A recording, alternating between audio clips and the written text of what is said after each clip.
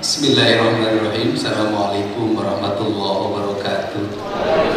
Salam Rasul.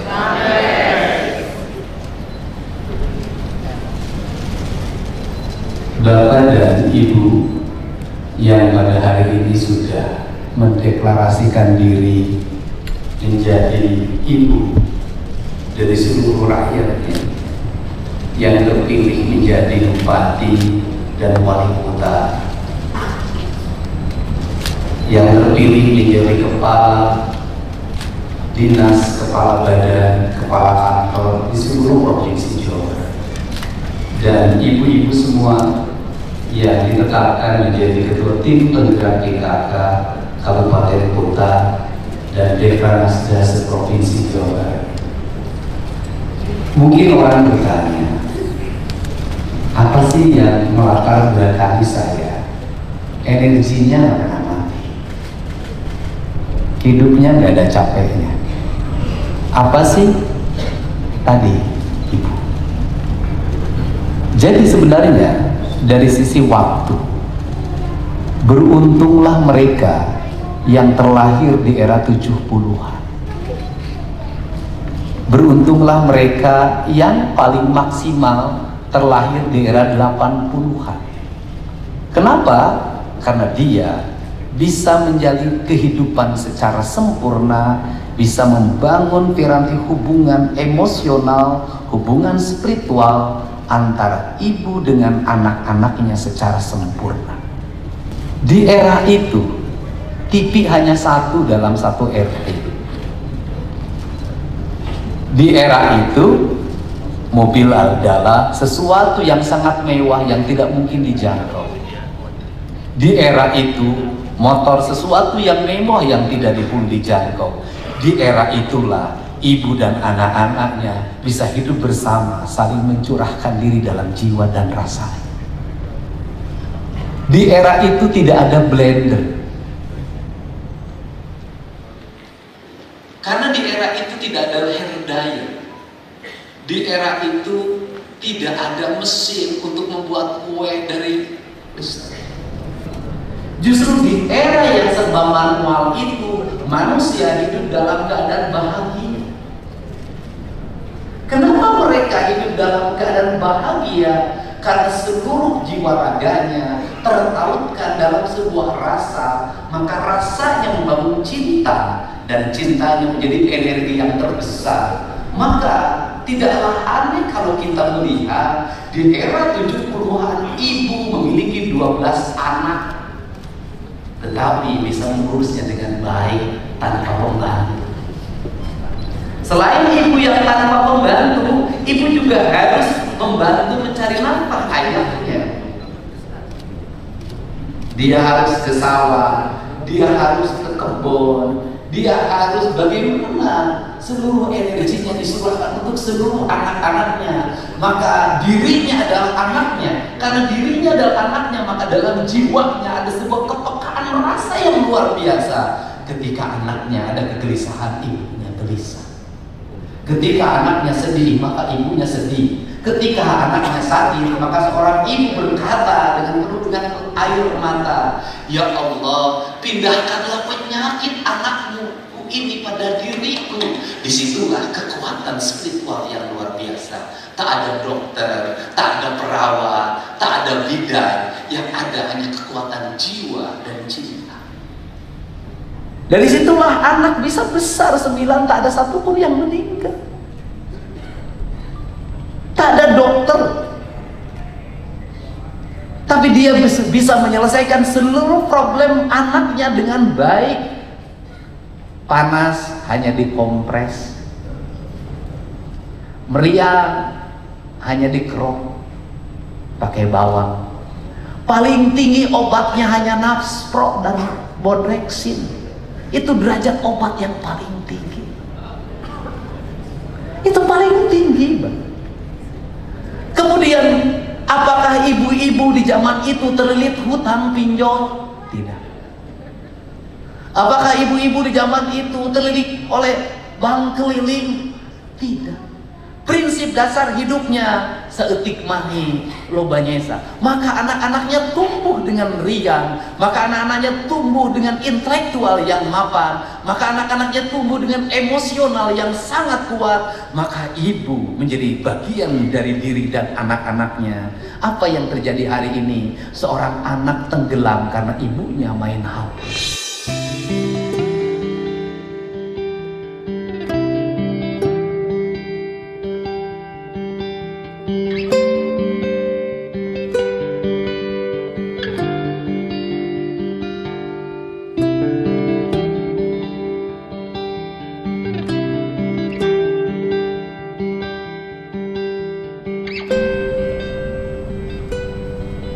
Pertanyaannya adalah, apakah anak-anak hari ini menikmati hubungan yang indah dengan ibunya? Hampir tidak. Sehingga negara kita dideklarasikan dalam sumbu nilai-nilai ketuhanan, maka disebutlah republik ini dengan Ibu Pertiwi. Karena republik ini dideklarasikan dengan Ibu Pertiwi, dan tanah Sunda ini, tanah Pajajaran ini, tanah Jawa Barat yang sekarang sebagian jadi Banten, itu menyebut tanahnya Sunan Ambu, artinya ibu. Kalau seperti itu, apa sih yang harus dimiliki oleh seorang pemimpin? Sifat ibu. Karena yang harus dimiliki oleh seorang pemimpin sifat ibu, maka pemimpin harus melakukan apa pada tanahnya ini, pada airnya ini? Memperlakukan seperti memperlakukan ibunya. Karena dia memperlakukan seperti ibunya, maka rawat dia, jaga dia, cintai dia, penuh kasih. Jangan kau cemari dia, jangan kau sakiti dia. Maka hubungan antara pemimpin dan istrinya dengan tanahnya akan terikat dengan kuat. Karena terikat dengan kuat, maka dia bersenyawa. Karena dia bersenyawa, maka tanah itu menjadi sesuatu yang hidup. Dan saya termasuk orang yang punya keyakinan, ketika saya memungut sampah, maka air yang di sampah itu akan bercerita pada air di tempat lain. Ketika saya membuka ruang-ruang pori-pori tanah agar air jatuh, maka tanahnya akan bercerita pada yang lain. Ketika ada burung yang patah sayapnya, kemudian saya urus sampai dia terbangkan, maka burung itu akan bercerita pada yang lain. Karena saya selalu meyakini alam ini adalah satu kesatuan ekosistem yang tidak bisa dipisahkan. Maka matahari, air, udara, tanah, semuanya saling bersahutan dan mereka saling berbicara satu sama lain. Mana yang harus dia doakan, mana yang harus dia beri jalan, mana yang harus dia selamatkan, mana yang harus dia musnahkan. Kerangka dasar itulah yang melahirkan metodologi kepemimpinan. Sehingga ketika saya ditanya bagaimana cara melakukan pengelolaan uang negara, saya selalu mengatakan saya cukup belajar pada ibu saya, nggak usah belajar pada yang lain. Kenapa belajar pada ibu saya? Ibu saya anaknya 9, sekolah SD pun tidak tamat, cuma sampai kelas 1, tidak bisa baca tulis, tetapi dia bisa membesarkan ke-9 anaknya dengan sehat, tumbuh dengan baik. Tak ada satu jengkal tanah pun saya yang terjual ketika anak-anaknya saya sekolah. Berarti ibu saya punya kecerdasan yang sangat tinggi dalam mengatur keuangan. Maka uangnya diatur, kakaknya sekian, adiknya sekian, yang ininya sekian, yang ini kamu tidak boleh jajan karena kakak kamu mau naikkan kelas. Maka itu dilakukan. Maka dalam dirinya kuat banget bagaimana cara menyiasati anak ketika dia pengen jajan es. Ibu itu lebih baik anaknya menangis berguling-guling dibanding memberikan uang jajan untuknya. Ketika anaknya pengen beli mobil-mobilan, maka ibunya lebih baik anaknya berguling-guling menangis pengen mobil-mobilan. Ketika anaknya pengen kapal-kapalan, lebih baik berguling-guling menangis pengen kapal-kapalan daripada membelikannya. Kenapa? Karena dia harus bertahan, kakaknya harus bisa selesai sekolahnya. Maka pengelolaan keuangan negara juga harus begitu sama. Mana yang super prioritas, maka yang ini yang harus kita utamakan. Kebutuhan dasar rakyat. Kebutuhan dasar rakyat apa? Pendidikan, layanan kesehatan, layanan infrastruktur. Maka ini yang lain yang berguling-guling jangan dikasih, di demo biarin aja. Kita ini dulu, kenapa? Karena ini akan menjadi daya juang, daya juang kita ke depan. Apa? Kenapa kita tidak makmur? Kenapa APBD kita tidak bisa menjadi daya dongkrak? Karena dalam setiap tahun di Bali habis tanpa skala prioritas. Akhirnya apa? Kalau mulut desiungan, tahanan berakar. Prinsip dasar pengelolaan rumah tangga itu apa dalam kaidah ibu saya? Saeutik mahi lobanya Isa. Karena saeutik mahi lobanya Isa, maka ibunya menjadi seorang yang kreatif. Bagaimana menjadi seorang yang kreatif? Gak ada kata sekarang stunting. Betul, stunting itu akibat miskin. Betul, stunting itu karena negara tidak berikan stimulus. Betul, stunting itu karena negara juga kurang memberikan perhatian. Betul, tetapi stunting juga lahir karena lemahnya kreativitas. Karena ibu-ibunya yang lemah. Saya boleh berkata, berapa harga rokok, berapa harga telur? Mana yang prioritas? Apakah betul saya termasuk orang yang kreatif? Bagaimana? Bangun tidur, lihat di langit rumah saya dari bilik, maka di situ bergelantungan kamarang. Mungkin yang orang kampung pernah ngalamin. Kamarang itu ada bilatungnya. Maka saya naik, kemudian dibukakan, kemudian ibu saya, dimasukinlah bilatung itu. Kamarang itu diterang. Saya baru tahu itu kadar proteinnya tinggi banget. Maka kita ngebor simut. Saya baru tahu kata orang Jepang, simut itu proteinnya tinggi banget. Maka kita mancing, ikan proteinnya tinggi. Maka kita ngambil tutut, proteinnya tinggi. Maka kita ngambil belut, proteinnya tinggi. Maka tumbuhlah Dede Mulyadi. Ente bodoh-bodoh tuh. Apa sih yang diulang dari kaum ibu hari ini? Kadang. Kenapa kadang hilang?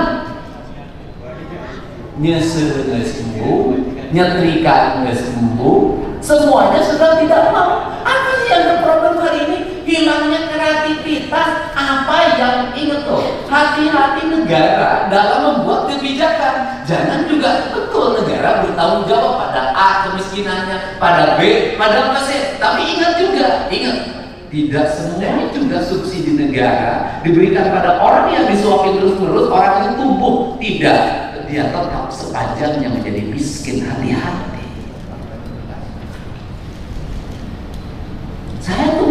Saya tuh orang yang memberi. Tapi saya tahu dari sekian negeri ada yang berhasil, ada yang tidak, ada yang balik lagi minta lagi, ada yang tumbuh, ada negara.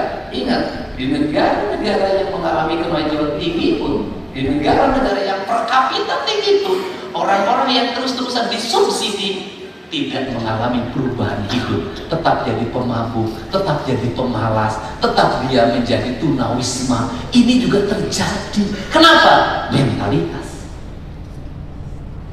Untuk itu hati-hati juga kita dalam membuat kebijakan tentang subsidi.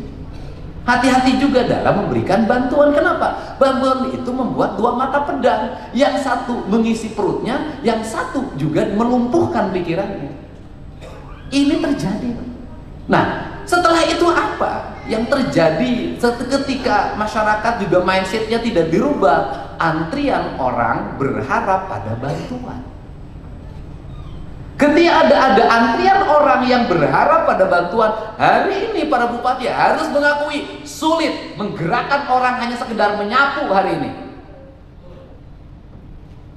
Sulit menggerakkan orang hanya sekedar gotong royong hari ini. Kenapa? Di mindset otaknya adalah hari ini duit.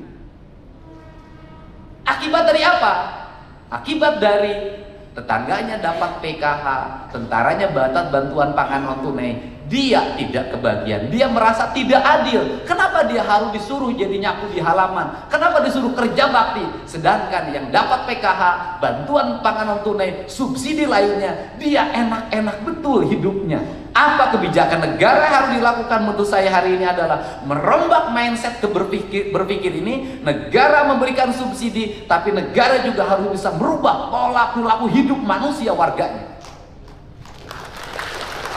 Bagaimana caranya Ibu PKK, para bupati memetakan,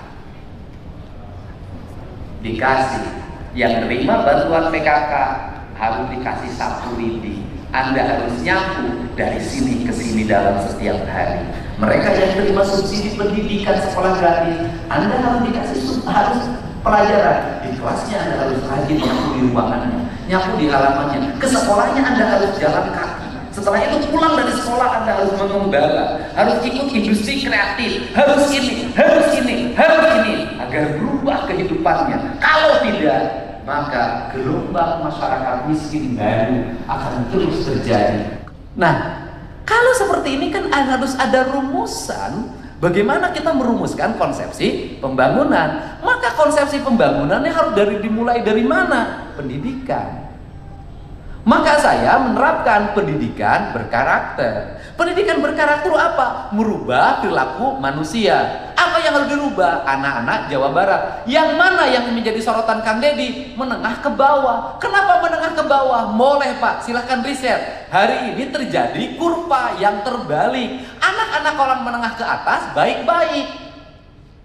Orang tuanya struggle pada anaknya. Kalau nakal dikit masukin boarding school, maka terbentuk jiwanya.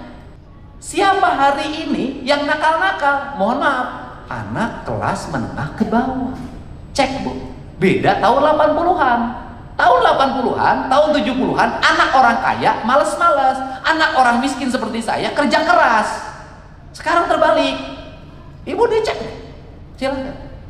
Kan ini tantangan, dan itu mayoritas. Nah, kalau ini nggak dirubah karakternya, kalau dari sekarang nggak dirubah karakternya, dibentuk karakternya dengan baik, diarahkan, dibangun konektivitas politiknya, disuruh puasa Senin Kemis, berat masa depannya. Kalau gelombang ini makin besar, maka akan menjadi gelombang politik. Ditambah dia ganas, ditambah dia barbar, maka angka kriminalitas akan tinggi, peredaran narkoba makin besar, kemudian nanti menjadi kekuatan politik baru, dan ini berbahaya, bisa ada revolusi yang dilakukan. Nah, untuk ini harus dirubah Pak, karakter. Jadi kalau saya ngomong bangun pagi sekolahnya 6:30, saya lagi merubah karakter anak Jawa Barat. Agar apa? Karena saya punya riset. Kalau masuknya jam 7:30 rata-rata kesiangan, tapi kalau masuknya 6:30 itu rata-rata tidak kesiangan. Ini ciri. Kenapa? Karena kalau masuknya 7:30, maka dia santai dari rumahnya, di jalannya macet. Karena masuknya 6:30, dia bangun pagi. Dan yang paling menarik di sekolah adalah siapa yang dari 6:30 itu yang suka paling duluan di ruang kelas, yang jarak dari rumahnya paling jauh. Kenapa Bupati gubernur mikirin itu? Karena bagi saya ini penting. Maka saya menyambut kalau Pak Prabowo hari ini punya program sekolah untuk rakyat. Anak orang miskin sekolah di situ, diberi makan, diberi baju, diarahkan metodologi pendidikannya. Satu sekolah nilainya 100 miliar. Hanya ini cara untuk merubah. Kenapa? Kalau mereka tidak di-camp-kan, tidak di boarding school kan, tidak akan berubah nasibnya. Kenapa? Karena karakter culture di rumah mempengaruhi otak manusia. Saya punya riset tentang sepak bola. Saya tuh punya sekolah sepak bola yang metodologinya beda, yaitu anak dididik makan, minum, bajunya saya tanggung semuanya, dan sudah banyak menjadi pemain nasional. Itu dari sekian itu ada anak main bolanya bagus tapi sok. Karena sok, dia tidak mau tinggal di mes, dia tinggal di kampung. Karena tinggal di kampung dia paling hebat main bolanya. Ya akhirnya dia menjadi pemain tarkam terus-terusan. Tidak jadi, karena ini di mes konsisten jadi pemain profesional. Jadi mohon maaf, kenapa anak hari ini harus dikemkan? Karena lingkungan rumah, lingkungan tetangga sudah tidak mendukung lagi pembentukan karakter anak Indonesia yang hebat. Tidak mendukung. Lingkungan kita udah rusak. Dulu senakal-nakalnya kita bukan berarti saya melarang anti terhadap orang tidak puasa, bukan. Tapi ini urusan mental. Dulu senakal-nakalnya kita tidak puasa itu sembunyi, malu. Hari ini anak-anak usia sekolah ngabuburit bari udut, pinggir jalan. Bukan berarti itu saya makan, bukan. Tapi dari sisi karakter dia sudah buruk. Sudah tidak puasa, kemudian mengajakkan diri di depan umum, rasa malunya sudah tidak ada. Untuk ukuran anak-anak sekolah ini dulu. Nah, ini harus segera. Itu pertama. Yang kedua, makanan. Betul, makanan hari ini anak-anak kita, orang tuanya cukup. Saya katakan kayak gini, semiskin-miskinnya anak Jawa Barat itu 5.000 sehari bekal punya. Saya udah riset kok. Yang dikatakan miskin di Jawa Barat 5-10.000 sehari punya. Nah, apa sih yang jadi problem? Yang jadi problem itu adalah orang tuanya sudah tidak masak, mengandalkan jajan. Karena orang tuanya sudah tidak masak, mengandalkan jajan, maka kita kehilangan dua kualitas. Satu, kehilangan kualitas emosi antara ibu dengan anaknya dalam bentuk makanan. Saya dulu punya program bawa bakal ke sekolah yang harus dimasakkan oleh ibunya. Sesungguhnya bukan persoalan kecukupan gizi yang saya maksud. Sesungguhnya yang saya maksud adalah bagaimana seorang ibu itu memiliki hubungan emosional dengan anaknya. Kenapa? Karena nasi yang dibikin oleh ibunya, ikan yang digoreng oleh ibunya, daging yang disemur oleh ibunya, maka ibunya punya ukuran untuk kesehatan anaknya. Dia punya pertimbangan garamnya, dia punya pertimbangan gulanya, dia punya pertimbangan penyedap rasanya, dia pakai rasa. Maka saya katakan, perempuan Sunda, perempuan Betawi, perempuan Cirebon, itu semuanya sama, dia menggunakan rasa. Maka pengelolaan rumah tangga itu menggunakan rasa. Karena menggunakan rasa, masak pakai rasa, sambal pakai rasa. Makanya makanan Sunda susah dibuat franchise. Nggak bisa. Kenapa? Nyamel nggak ada. Saya belum pernah dengar yang nyamel cengek 3 gram. Nggak ada. Masukin, uya, reku. Ya tergantung perasaan. Lalu salah kita bergerak dari gitu. Pada curi, ingat loh, ibu kita dulu kalau disakitin oleh bapak itu menumpahkan seluruh perasaannya ketika masak. Kalau ibu sekarang menumpahkan perasaannya di TikTok. Dulu saya masak. Bapak siapa terbalik kali? Lesuap boy. Cina ini awal-awal mending mesti murampok. Nah, karena rasa, maka di situ ada tumpahan. Maka anak yang ibunya mengalami berita terus-terusan karena sakit oleh bapaknya, itu mengalami pertumbuhan yang buruk. Kenapa? Karena masakannya itu doanya doa kesedihan. Karena dengan rasa, maka menyajikannya dengan rasa. Maka di situ rasa itu adalah tumpahan doa. Kalau bahasa saya itu adalah bahasa spiritual. Maka itu kekuatan. Maka masakan Sunda nggak bisa, Bu. Masakan Sunda di franchise nggak bisa, nggak bisa. Ya, tukang sambalnya nggak bisa sambal di franchise, nggak ada, nggak bisa, nggak bisa. Makanya masakan Sunda ketika dia franchise nggak ada yang enak kecuali yang asli. Beda dengan. Nah, karena tidak bisa, karena ini urusan perasaan. Karena urusan perasaan, seetik mahir lo bahasa. Maka manajemennya pakai manajemen hati. Karena manajemen hati cenderung ada aspek-aspek yang irasional mistik. Itu bedanya. Jadi ayah jalan saya kasih tahu aja. Ayah selesai. Nah, itu ada hubungan doa. Kan hubungan doa anaknya, mohon maaf, ketika makan di sekolah, maka ketika membuka dia nasi, ketika dia membuka ikan, maka di nasi, di ikan, di sambal itu yang tergambar adalah ibu. Nah, kemudian melahirkan apa? Melahirkan kerinduan. Mereka yang lahir tahun 70-an, mungkin kalau yang ibunya ada, kenapa sangat pengen pulang mudik lebaran? Hanya untuk apa? pengen makan lodeh ibu, pengen makan sangu akel ibu, pengen makan rendang ibu, pengen minum air teh ibu, dan sampai sekarang nuansa itu nggak bisa hilang. Maka beruntunglah bagi seorang ibu yang bisa masak dan bisa memasak bagi anaknya. Kenapa? Karena anaknya suatu saat akan ada sesuatu spiritual yang dia tidak bisa melupakan dan ingin bertemu. Nah, saya tidak berarti. Nah, kemudian apa yang didapat oleh anak-anak kita hari ini? Jajanan di sekolah. Kita tanya, yang jualan makanan itu di pikirannya apa? Doa untuk yang memakannya atau keuntungan yang ingin didapatkan? Karena keuntungan yang didapatkannya, mereka tidak berpikir kesehatan yang memakannya, pertumbuhan yang memakannya. Yang mereka pikirkannya satu, ada untung enggak dari yang dia jual. Maka anak kita sudah menjadi bagian dari yang dieksploitasi untuk sebuah kepentingan materialis. Dan kita jangan mengorbankan anak-anak kita karena ini. Kenapa? Masa pertumbuhan mereka tidak akan pernah terulang lagi. Penyesalan itu. Yang berikutnya adalah sifat tegas. Hari ini orang tua tidak memiliki sifat tegas pada anak. Orang tua kalah oleh anak.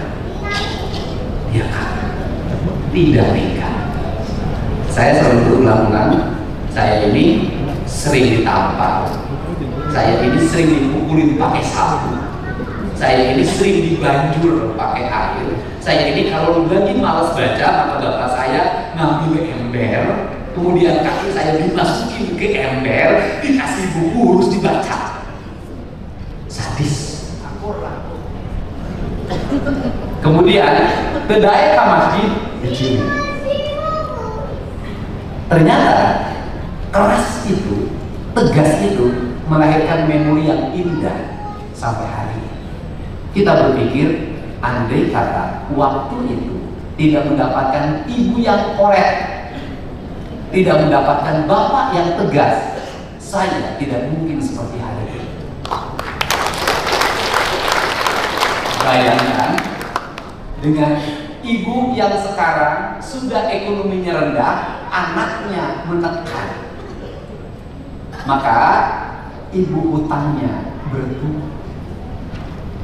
Ini harus selesai. Kelas ini harus dipotong. Dengan cara apa? Program makan bergizi itu solusi. Tetapi program makan bergizi yang dikeluarkan subsidi bagi negara, oleh negara, per siswa dalam setiap hari, tidak akan berarti kalau budaya jajan anak sekolah tidak. Kenapa? Dua-duanya jebol, duit negara jebol, duit keluarga jebol.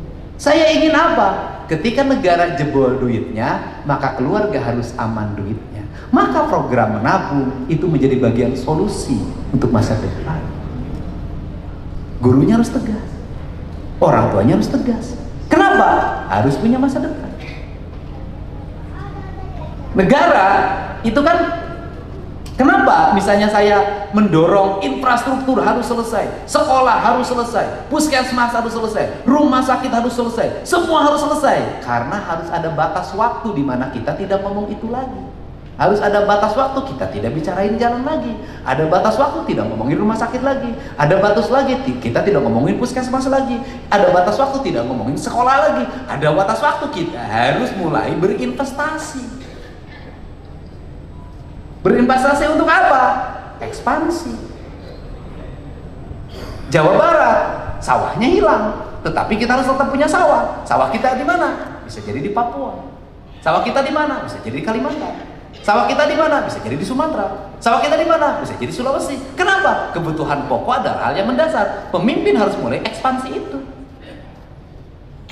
Gak bisa terus-terusan begini. Belum tentu keadaan kita seperti ini terus. Nah, ini kan harus dirumuskan dalam kerangka ke depan, sehingga Di mana peran gerakan perempuan dalam PKK ini? Pertama, ini saya sampaikan ke Bupati Wali Kota sudah tetapkan, Provinsi Jawa Barat tidak akan lagi membuat lomba-lomba. Kenapa? Seremonial aksesoris. Bagaimana? Tidak lahir dari substantif, dipaksa. Bulurah kenal itu bulurah. Ini sibuk habis penilaian, ibu lurah latihan pidato, bu lurah itu sibuk oleh latihan pidato, ibu-ibu latihan lompat sekali. Ibu pokoknya kita bukan nilai buat kita ayah ibu gubernur bisa bukan. Sibuk, jadi bukan sibuk pada substansi bahwa lingkungannya harus berhasil, stuntingnya harus menurun, kebersihannya bukan, bu. Sibuk menerima istri pejabat. Yang stres itu bukan bagaimana meningkatkan kualitas masyarakat, bukan. Yang stres itu takut istri pejabatnya tidak puas. Kita jadi juara. Dan saya juga tahu, Pak, ada sentimen politik dalam seperti ini. Sana jangan juara, begitu bupatinya tersebut ke lurah, kamu siapa mah goblok ngelawan kaing. Jujur lah. Harus kupi wali kota, harus gubernur tersebut. Bawang di bere juara sama coret. Politis. Saya nggak mau gitu. Kenapa? Begitu kejadian juara, beres piala hukum. Diomong gini mas, ayam biada, ayam biada waktu diberi piala hukum. Enggak, saya nggak mau gitu. Jadi konsepsinya adalah substantif. Karena konsepsinya substantif, saya hanya akan menerapkan 2 kategori. Akan saya pilih 3 desa istimewa di seluruh provinsi Jawa Barat dalam setiap tahun dan 3 kelurahan istimewa di seluruh provinsi Jawa Barat. Dan hadiahnya adalah 7,5 miliar dalam bentuk program pembangunan, 5 miliar dalam bentuk program pembangunan, 2,5 miliar dalam bentuk program pembangunan wali berending. Cocok? Dimulai dari kecamatan. Juara kecamatan mendapat stimulus 300 juta dalam bentuk program pembangunan. Juara kabupaten 1 miliar dalam bentuk program pembangunan. Sehingga saya ingin, bagaimana standarisasinya? Ya saya tak menurunkan lembaga riset.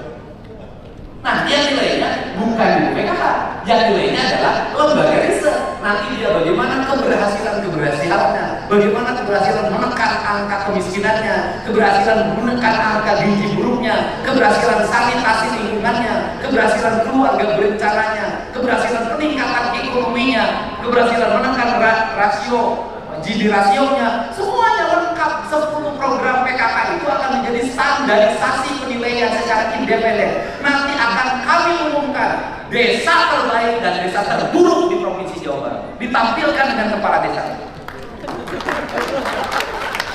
ditampilkan dengan ibu PKK-nya. Kalau hanya yang bagus saja, Pak, ini kan kesalahan kita.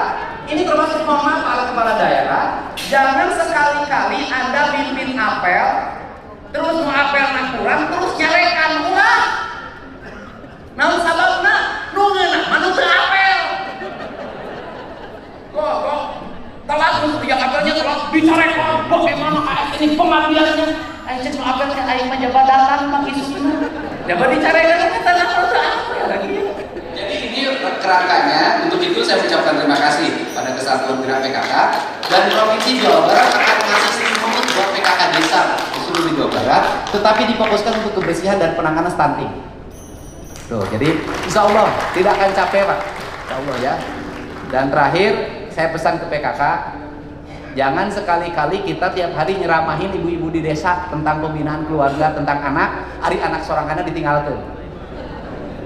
Kita harus perhatian pada anak-anak, perhatian, harus dikasih ASI. Mana yang kita mere susu? Biar kena ke bapak nawai, budaknya tadi diberi. Nah, sehingga dan terakhir buat kebijakan pegawai perempuan boleh membawa anaknya ke tempat kerja. Siapkan di setiap kantor tempat ruang bermain anak. Kenapa? Penting. Nanti anaknya dititipin kan ini, nah kawana jangan bawa. Saya memberikan contoh bagaimana anak tuh nempel ikut kemanapun. Ya, lebih baik anak nempel kemanapun daripada numora nempel kemanapun. Wallahu muwaffiq ila aqwamit thoriq. Assalamualaikum warahmatullahi wabarakatuh. Sampurasun. Well.